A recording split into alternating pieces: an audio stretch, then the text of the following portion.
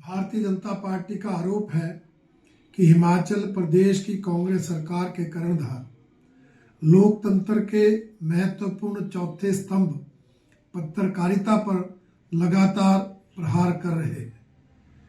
जहां विधानसभा के अंदर मुख्यमंत्री श्री सुखविंदर सिंह सुक्खू जी ने पत्रकारों के बारे में टिप्पणियां की थी, वहीं पिछले कल उप मुख्यमंत्री महोदय ने भी अपनी खीज पत्रकारों पर उतारी।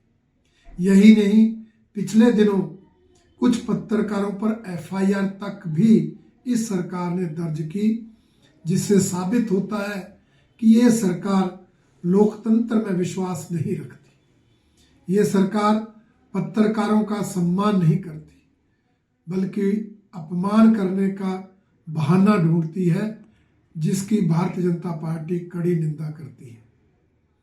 पिछले कल उप मुख्यमंत्री श्री मुकेश अग्निहोत्री जी ने अपनी प्रेस कॉन्फ्रेंस में भारतीय जनता पार्टी के बारे में जो बयानबाजी की है, उससे स्पष्ट होता है कि श्री मुकेश अग्निहोत्री जी भाजपा फोबिया से ग्रस्त है। उन्होंने कहा है कि भारतीय जनता पार्टी के नेता केंद्र से मिलने वाली आर्थिक सहायता में रोड़ा अटका रहे हैं, जो कि बिल्कुल निराधार है। कोई प्रमाण इस बयान का कांग्रेस नेताओं के पास नहीं। मैं ये स्पष्ट करना चाहता हूं कि भारतीय जनता पार्टी की केंद्र सरकार लगातार हिमाचल सरकार को भरपूर आर्थिक सहायता देती आई है। अगर हम बजट की ही बात करें तो पिछले 2 सालों में प्रदेश सरकार के अनुमान से ज्यादा धनराशि केंद्र सरकार ने दी है।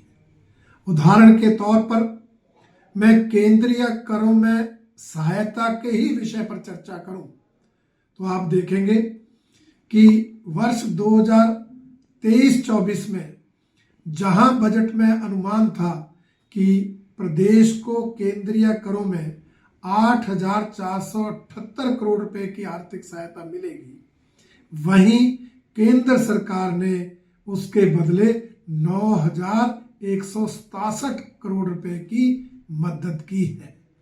इसी तरह से इस वित्तीय वर्ष 2024-25 में भी जहां प्रदेश का अनुमान 10,124 करोड़ रुपए का था, वहीं हमारी केंद्र सरकार ने 10,352 करोड़ रुपए केंद्रीय करों के में सहायता के रूप में प्रदेश को दिए।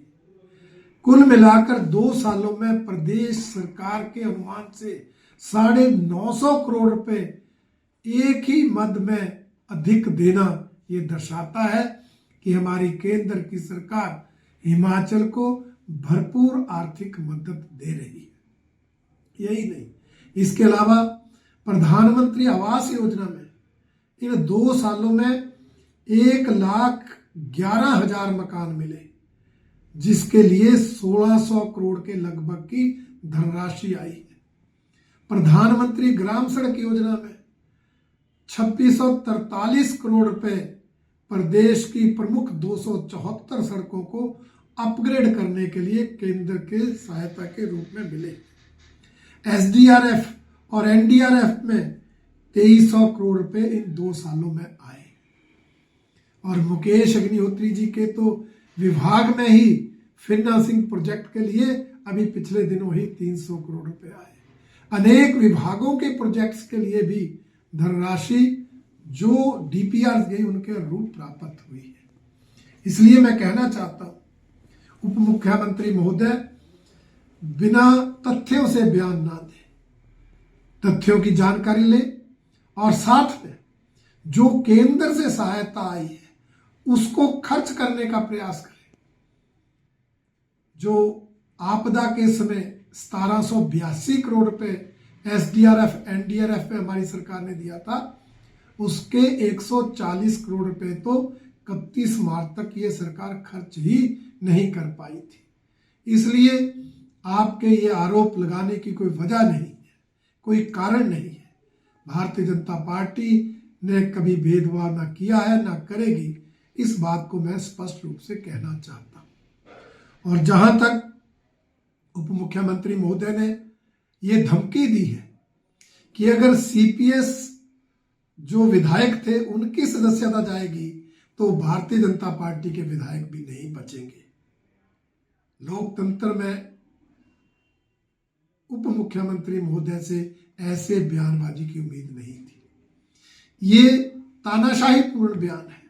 मुख्यमंत्री सुखविंदर सिंह सुक्खू तो ऐसे बयान देते आए हैं, परंतु अब उप मुख्यमंत्री भी ऐसे तुगलकी फरमान जारी कर रहे हैं, ऐसे तानाशाही पूर्ण बयान दे रहे हैं जिसकी भारतीय जनता पार्टी कड़ी निंदा करती है। वो अगर ये धमकी देना चाहते हैं, मैं स्पष्ट करना चाहता हूं, उनकी धमकी से कोई डरने वाला नहीं। कानून के तहत सीपीएस के पद गए और अगर उनकी सदस्यता भी जाएगी तो कानून के तहत ही जाएगी। परंतु भारतीय जनता पार्टी के सदस्यों की सदस्यता रद्द करने की जो वो बात कर रहे हैं, वो किस कानून के तहत कर रहे हैं? कैसे सदस्यता जा सकती है जनता द्वारा चुने हुए विधायकों की? इसलिए उनकी धमकियों से कोई डरने वाला नहीं है। भारतीय जनता पार्टी के विधायक एकजुट हैं, पार्टी के निर्णय के अनुरूप अनुशासन में रहकर काम करते हैं और उसी का डर कांग्रेस के नेताओं को सता रहा है। इसके अलावा मुख्यमंत्री महोदय ने गुटबाजी की चर्चा की, बिना वजह भारतीय जनता पार्टी में गुटों की बात कर दी। मैं उनसे पूछना चाहता हूं, भारतीय जनता पार्टी की चिंता छोड़िए, आप अपनी चिंता करिए। आप बताइए, आप किस गुट में हैं? क्या आप मुख्यमंत्री सुखविंदर सिंह सुक्खू जी के गुट में हैं, या आप कांग्रेस प्रदेश